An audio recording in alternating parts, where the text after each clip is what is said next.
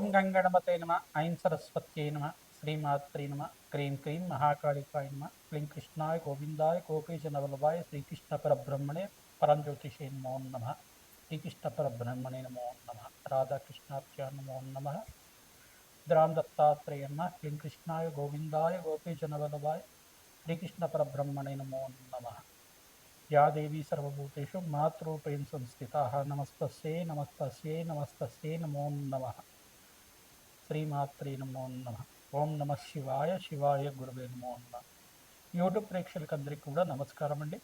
నేను పాలపర్తి గురునాథ శర్మ జ్యోతిషం వాస్తు సిద్ధాంతిని. మీకంతా కూడా ప్రధానంగా ఖగోళ శాస్త్రంలో గ్రహాల యొక్క స్థితిగతి కలయిక వాటి ప్రభావం అంతా కూడా మాస ఫలితాలంతా కూడా విశ్లేషణ చేయడం జరుగుతుంది.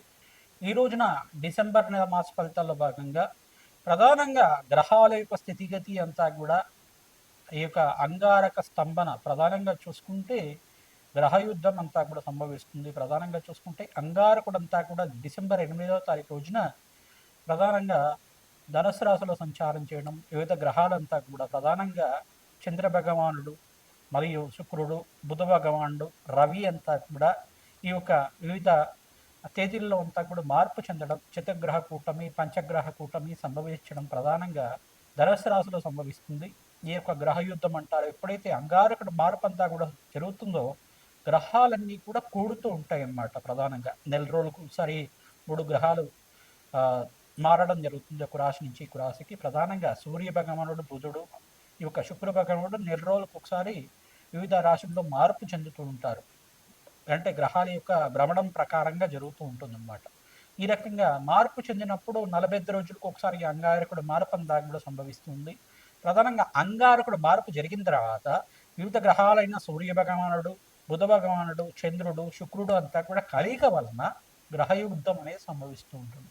ఈ గ్రహయుద్ధం అనేది ఎట్లా అంటే ప్రధానంగా చూసుకుంటే వివిధ రాశుల వాళ్ళకి మేషాది ద్వాదశ వాళ్ళకి ఎటువంటి ప్రభావం చూపిస్తుంది, ఈ యొక్క డిసెంబర్ నెలలో అంతా కూడా విశేషంగా మీకు అంతా కూడా విశ్లేషణ చేయడం జరుగుతుంది. ప్రధానంగా దేశ గోచారంలో కూడా స్వల్పంగా ఎక్కడైనా కానీ మనకి ఉపద్రవాలు జరగడం, అంటే ఈ యొక్క ప్రయాణాల్లో కొంచెం అంతా కూడా ఆస్తి నష్టం జరగడం కానీ, ప్రధానంగా ప్రయాణాల్లో అంతా కూడా కొంతమందికి ప్రమాదాలు జరగడం కానీ ఇట్లాంటివి జరుగుతూ ఉంటుంది. అంటే ప్రధానంగా చూసుకుంటే ఈ యొక్క కొండ ప్రాంతాల్లో అంతా కూడా కొండ చెరువులు ఇరిగిపడడం కానీ ఇట్లాంటివి జరుగుతూ ఉండడం కానీ, ఉపద్రవాలు జరుగుతూ ఉండడం, అనుకోని సంఘటనలు జరుగుతూ ఉండడం, ఉగ్రదాడులు అనేవి జరుగుతూ ఉండడం ఇట్లాంటివి జరుగుతూ ఉంటుంది. ప్రధానంగా ఈ యొక్క అంగారకుడు మార్పు వలన కొన్ని గ్రహాల యొక్క మార్పు వలన ఇది సంభవం జరుగుతూ ఉంటుందన్నమాట. ప్రధానంగా అంగారకుడు అనేది రౌద్రవంతమైన గ్రహంగా చెప్పడం జరుగుతుంది. ప్రధానంగా యుద్ధభూమిలో అంతా కూడా అంగారకుడు కారణమవుతుంటారు. ఈ యొక్క అంగారకుడు స్థితిగతి మార్పు వలన మేషాది ద్వాదశ వాళ్ళకి ఎటువంటి ఫలితాలు వస్తాయి, ఈ యొక్క గ్రహయుద్ధం వల్ల ఎటువంటి ఫలితాలు వస్తాయి అనేది జరుగుతూ ఉంటుంది. ప్రధానంగా చూసుకుంటే 4 నెలల వరకు ఈ యొక్క మే 14 దాకా ఈ యొక్క గ్రహయుద్ధం సంభవం జరుగుతూ ఉంటుంది అన్నమాట. ఎప్పుడైతే అంగారకుడు మార్పు జరుగుతుందో మిగతా గ్రహాలన్నీ కూడా మార్పు చెందుతూ ఉంటారు.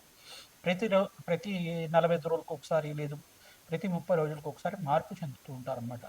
ఈ రకంగా మార్పు చెందడం వల్ల గ్రహాల యొక్క కలయిక సంభవం ఎప్పుడైతే అవుతుందో ఈ యొక్క 4 నెలల వరకు మే 14 తారీఖు దాకా గ్రహయుద్ధం అనేది సంభవిస్తుంటుంది.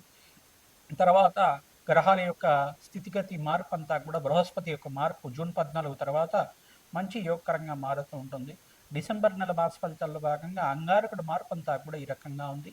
మరియు శని యొక్క భగవానుడు అంతా కూడా మీనరాశిలో సంచారం చేయడం, బృహస్పతి అంతా కూడా మిథున రాశిలో సంచారం చేయడం, అతిచారంలో భాగంగా తిరోగమనం జరగడం అనేది జరుగుతూ ఉంటుంది. ప్రధానంగా ఈ యొక్క అంగారకుడు అంతా కూడా భూమి కారకుడు, సంతానానికి కారకుడు అవుతాడు. ప్రధానంగా అన్యోన్య దాంపత్యానికి కారణం అవుతుంటారు. ప్రధానంగా చూసుకుంటే ప్రేమ అనురాగాలకి, కోప ఆవేశాలకి, ప్రధానంగా ఉగ్ర స్వరూపానికి అంతా కూడా యుద్ధభూమిలో అంతా కూడా యుద్ధ రంగాలలో అంతా కూడా నైపుణ్యానికి, క్రియేటివ్ నాలెడ్జ్కి, టెక్నికల్ నాలెడ్జ్కి అంతా కూడా ఈ యొక్క అంగారకుడు కారణమవుతాడు. యుద్ధాలకు కూడా కారణమవుతూ ఉంటారు ప్రధానంగా. అంటే దేశ గోచారంలో కూడా యుద్ధాలు జరగడానికి కానీ ఈ యొక్క అంగారకుడు కారణమవుతూ ఉంటుంది అన్నమాట.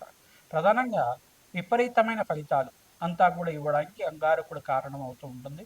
ప్రధానంగా అంగారు యొక్క శాంతింప జరగడానికి ప్రధానంగా ఎటువంటి పరిష్కారాలు ఆచరించాలి, ఎటువంటి శాంతి హోమాది కార్యక్రమాలు ఆచరించాలి, స్వల్పంగా దోష పరిహారం అంతా కూడా ఆచరించడానికి ఎటువంటి పరిష్కారం ఆచరించాలి, మేషాది ద్వాదశ రాశుల వాళ్ళ ఫలితాలంతా కూడా తెలుసుకోవడం జరుగుతుంది.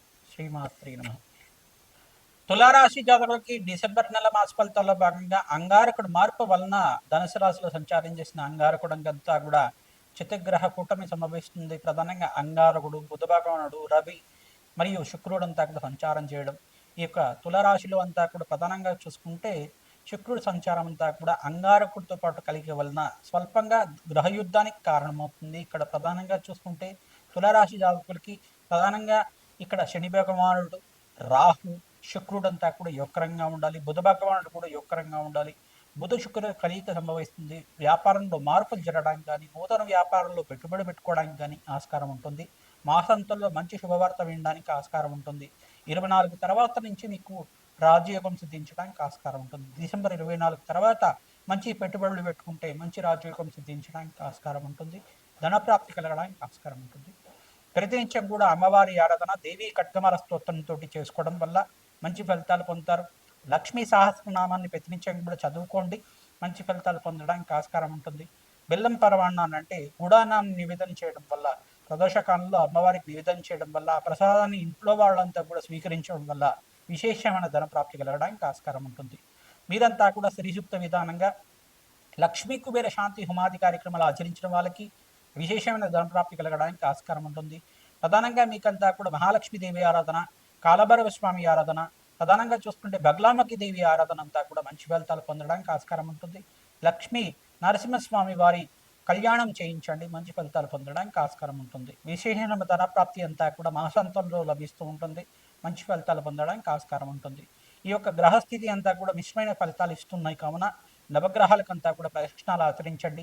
నవగ్రహాలకు అభిషేకము, పరమేశ్వరుడికంతా కూడా నవధాన్యాలతో అభిషేకం చేయించడం వల్ల మంచి ఫలితాలు పొందుతారు. చెరుకు రసంతో, దానిమ్మ పండ్ల రసంతో, ఈ యొక్క ప్రధానంగా చూసుకుంటే పంచామృతాలతోటి, నారికేల జలంతో పరమేశ్వరుడికంతా కూడా ప్రీతికరంగా అభిషేకం ప్రదోష కాలంలో చేసుకోవడం వల్ల మంచి ఫలితాలు పొందడానికి ఆస్కారం ఉంటుంది. ద్రాక్ష రసంతో విశేషమైన అభిషేకం చేయించడం వల్ల మంచి ఫలితాలు పొందుతారు. ఆకస్మిక ధనలాభం కలుగుతుంది, రుణముక్తం కలుగుతుంది. ప్రధానంగా చూసుకుంటే రుణ బాధల నుంచి బయటపడడానికి ఈ యొక్క రాశి వాళ్ళకి మంచి ఫలితాలు పొందడానికి ఆస్కారం ఉంటుంది. శ్రీమాత్రే నమః.